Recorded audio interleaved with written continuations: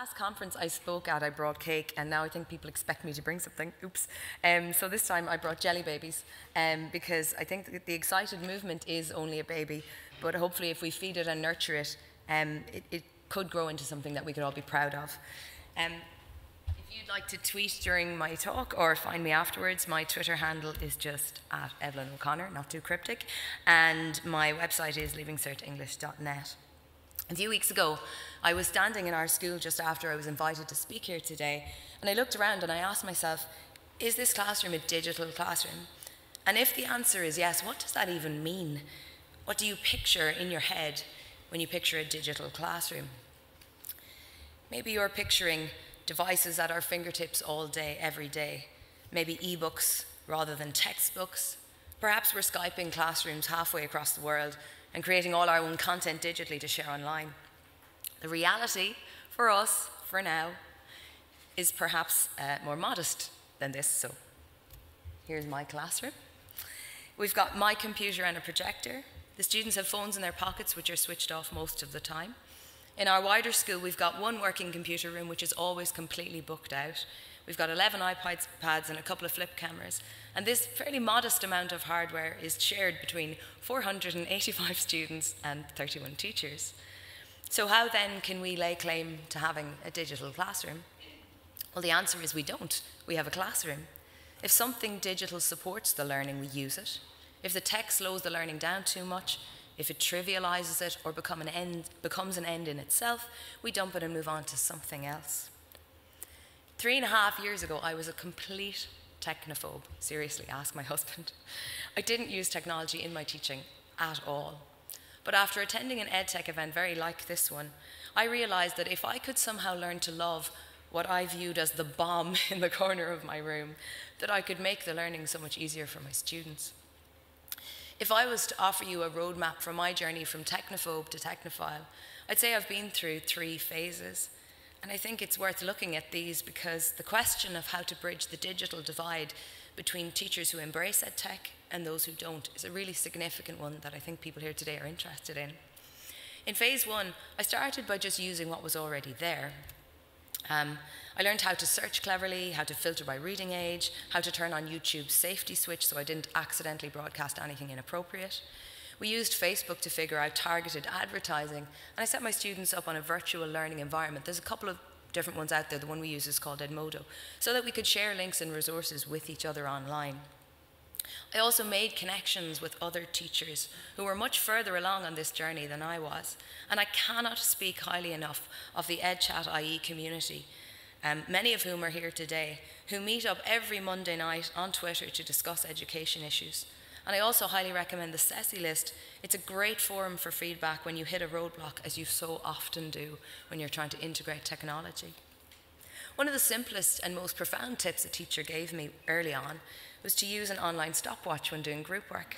It creates this sense of urgency for my students and for me, because we can see the time ticking down as we're working. And it's things like this that made me realize going digital isn't always profoundly complex. Sometimes it's actually the really simple things that are the most effective. But as a teacher, as a person, once you see the potential of the digital, you can't unsee it. You can't wish yourself blind to the possibilities, even if embracing EdTech means sacrificing every minute of this thing you used to have called free time. So in phase 2, I started to focus on content creation to help students who are finding the pace too fast or finding concepts difficult, or just to help with their revision. I set up a blog and started recording myself discussing quotes for every single scene of Macbeth. It took forever. And discussing poems by Yeats and Heaney and Plath, because one of the greatest frustrations teachers face is curriculum overload. We don't get to teach topics twice because there isn't time. But we know that learners need repetition if the knowledge is going to become embedded and intrinsic. This phase of content creation was quite successful for me. Without any search engine optimization, I pretty quickly moved from a page 3 girl on Google search to the top of page 1, and my site has had 1.4 million page views to date. But actually, I think the other figure here is more interesting. That's 31,950 page views the night before leaving Cert English last year. And I think that's testimony not to the quality of my content, but to the power of desperation. But despite the obvious popularity of my website, something really was troubling me. One of the very first blog posts I put on my site was called Trust Your Voice. And in it I spoke about how one of the most important things education can teach you is how to question received wisdom, how to formulate your own opinion, and how to express that opinion so that people listen to you and respect you.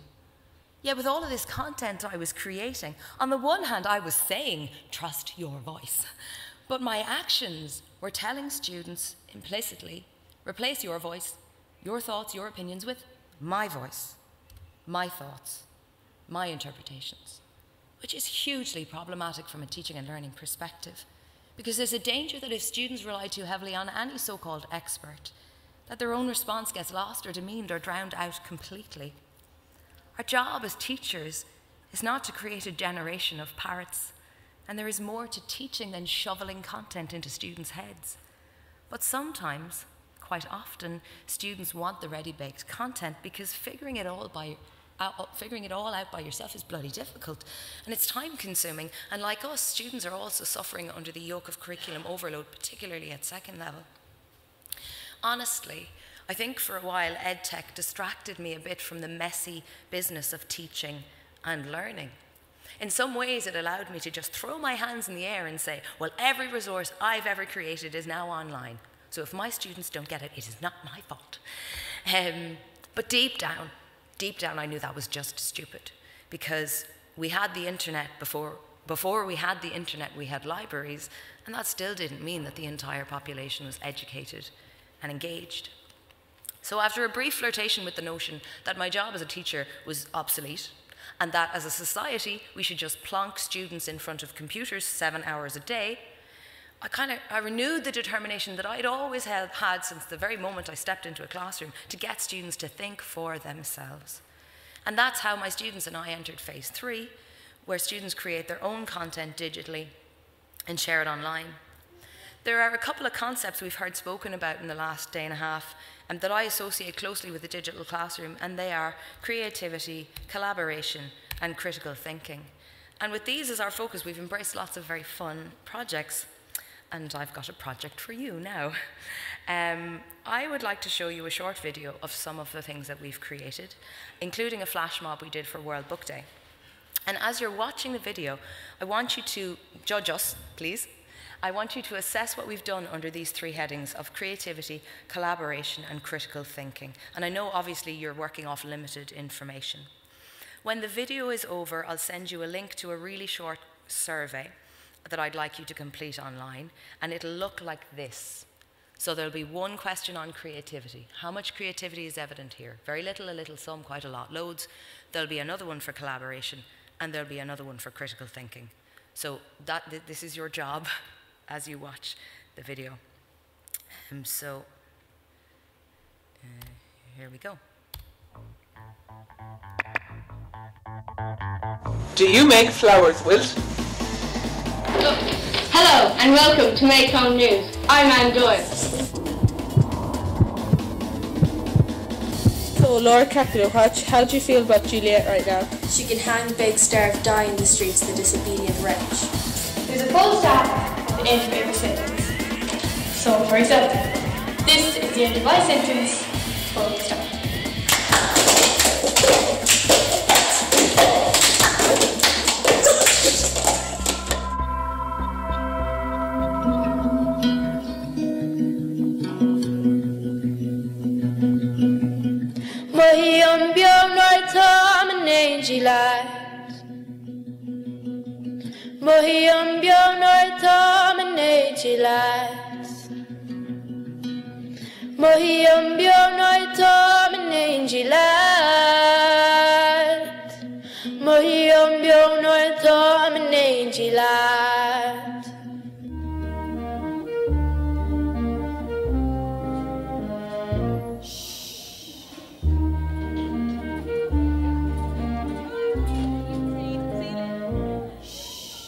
And so peaceful until you fall.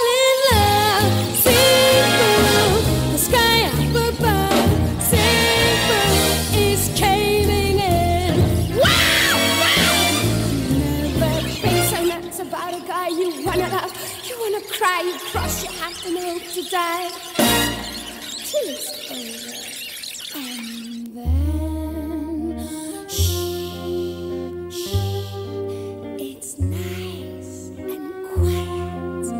Shh, shh, but soon again, shh, shh, starts another big riot.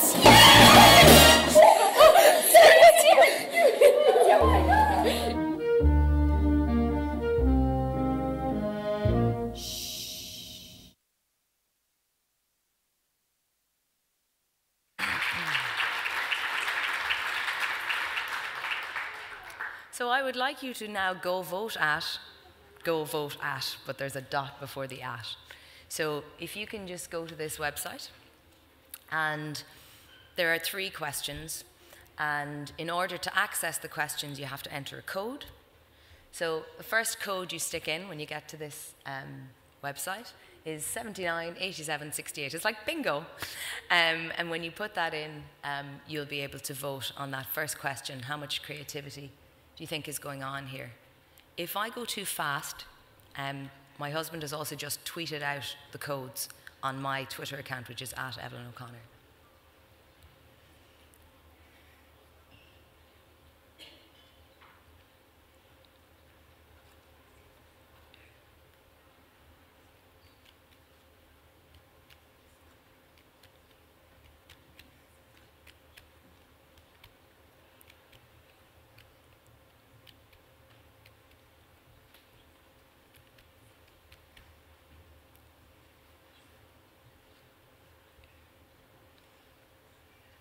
So it can be hard to tell how long this takes. The gifted and talented are sitting here going, why is she still waiting?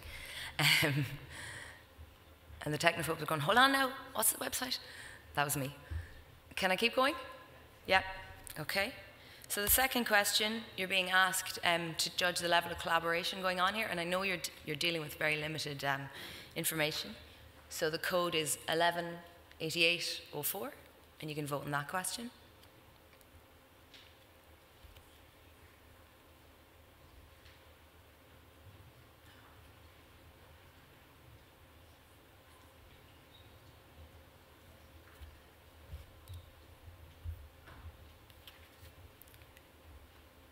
So there's the votes from the first one. How much creativity is evident? Somebody just voted. And, yep, there we go. Yep. Somebody give us a 0, just to balance things out. Okay, and then the, oh, there we go. And,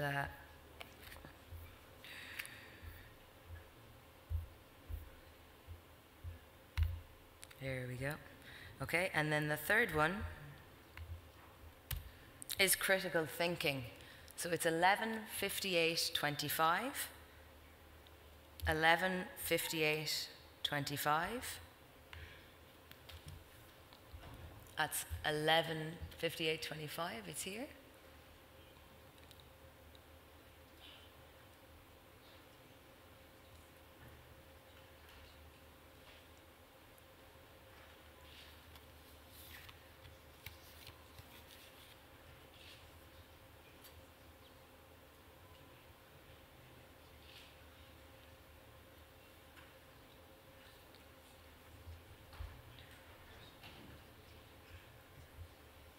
So we'll just recap on the results of the jury. We feel that there's a lot of creativity going on here. There's a lot of collaboration going on here. But like me, you'd have a little bit of concern over the level of critical thinking. Because, let me see if I can do this. Ooh. Oops. There's no question that these kind of activities make learning more engaging. You ask any of my students and they will certainly tell you that it's preferable to sitting in rows at desks being passive recipients of information. But I think we all kind of agree here that we could raise objections here to what's going on. And what strikes me as strange in the digital space is how willing people are to view videos like this as evidence of learning. In fact, I'd say it's more than strange, it's scary. Are we really willing to accept something that looks like learning instead of expecting and facilitating and demanding actual learning? If you take the World Book Day flash mob just as an example, the response it got online was overwhelmingly positive, and the video was taken as evidence that the students had learnt loads. Now, don't get me wrong, we achieved what we set out to achieve, which was to ensure that every student in the school knew that it was World Book Day. But if you think about it from a teaching and learning perspective, from a critical thinking perspective, weren't there lots of students who just had to sit on the floor and be filmed? Weren't there students whose brains didn't have to engage at all? They weren't even reading, they were just pretending to read. Sticking vouchers on the wall with blue tack doesn't sound to me like the kind of activity that drags you into the zone of proximal development where learning occurs. It was what we did afterwards, analysing and critiquing other flash mobs, complaining about our bad camera work because we didn't get the reaction shots that make these videos go viral, and then making a list of guidelines for creating a guerrilla advertising campaign. And then each and every student had to come up with their own individual concept for a flash mob. That's where the critical thinking happened, that's where the learning happened. Not the flashbang wallop of the video we stuck on YouTube, but the more demanding follow-up work which required critical thinking from each and every individual. And no, we didn't then go and make 27 videos of 27 different flash mob ideas, because honestly, they had learnt what they needed to learn and it was time to move on. My point here is this: if we simplistically assume that the good teachers are the ones who make videos and stick them on YouTube, we are all going to hell, and our education system is doomed. I said earlier that I embraced EdTech because I wanted to make the learning easier, but really my aim should not have been to make the learning easier for my students, but to make it more challenging. When you go digital, it's quite easy to look like you are doing amazing things in the classroom, but the acid test lies in the depth of what they create and in the learning that they achieve, irrespective of whether or not they're using technology. I'm probably up flashing red light. No, it's still orange. The other blindingly obvious thing that we need to remind ourselves of frequently is that students, teachers, all of us, we can have access to all of the knowledge in the known world, but that doesn't mean that we'll actually learn from it. I've always wanted to play the concert flute, but despite copious online how-to videos, I still can't play a single note. Perhaps I'm lazy, perhaps I'm busy, or maybe it's because a computer can't encourage me or be disappointed in me if I don't practice. It also can't correct my mistakes in real time. I guess even with all of the technology at our fingertips, we still value interaction above one-way communication. And that's why the very best digital classrooms privilege interaction and dialogue. If we can combine human and machine and harness the potential of adaptive learning technologies, I really believe we can improve the learning experience for all of us. Now, you'd be forgiven for asking, if I've got so many reservations, why am I even here? And why am I excited about EdTech? And here I am being excited. I'm excited because embracing the digital has energized my teaching and my students' learning. I'm excited because students I've never met before email me all the time saying that they enjoyed my blog post on poetic techniques. And after 10 years of teaching poetry to mostly people who hate poetry, that really to me is a miracle. And I'm excited, finally, because there's so much left to learn. So thanks for your time, and I hope everybody gets some jelly babies.